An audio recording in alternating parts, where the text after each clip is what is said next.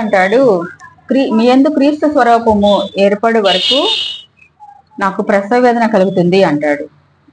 క్రీస్తు స్వరూపము విశ్వాసంలో ఏర్పడాలని ఆయన మరి ప్రసవ వేదన వల్లే ఆయన ప్రయాసపడుతున్నాడు. ఒక స్త్రీ ఏ విధంగా ప్రసవ వేదన ద్వారా బిడ్డను కంటుందో ఆ విధంగా మరి పౌలు విశ్వాసులను క్రీస్తు స్వరూపంలోనికి మార్చబడటానికి అటువంటి ప్రసవ వేదన అంటే అటువంటి ప్రార్థన, అటువంటి విజ్ఞాపన దేవుని సన్నిధిలో చేస్తున్నాడని మరి ఇక్కడ చెప్తున్నాడు. అయితే ఒక శిల్పకారుడు ఒక కొండ మీదకి వెళ్ళి ఒక రాయిని తీసుకుని దాన్ని ఒక సింహములాగా చెక్కాడంట. అసలు దాన్ని చూస్తే నిజమైన సింహములాగా ఉంటది. అతను దారిని పోతా చూసి అబ్బా ఎంత బాగుంది సింహమేమో అనుకొని దూరం నుంచి చూస్తే అది మరి సింహములాగా కనపడిన దగ్గరికి వెళ్ళి చూస్తే అది సింహము కాదు, సింహము ప్రతిమ.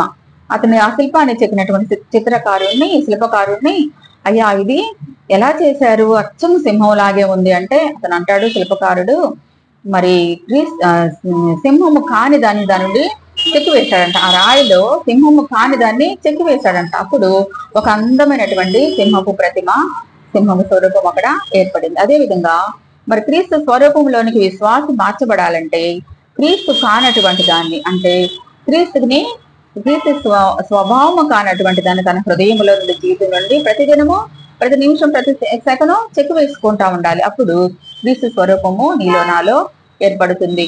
దేవుడు మరి కొలస్సీకి రాసిన పత్రిక 1వ అధ్యాయము 13వ వచనంలో ఆయన మనలను అంధకార సంబంధమైన అధికారముల నుండి విడుదల చేసి తాను ప్రేమించిన తన కుమారుని యొక్క రాజు నివాసులుగా చేసను అని రాయబడి ఉంటది. మరి అంధకార సంబంధమైనటువంటి క్రియలు ఏమిటి?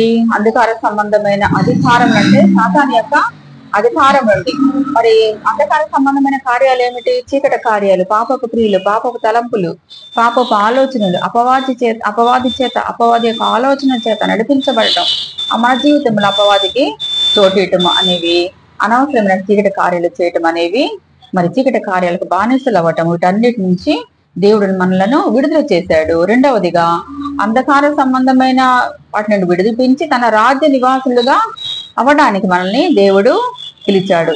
మరి తన రాజ్య నివాసులుగా అవ్వాలంటే మనం ఏం చేయాలి?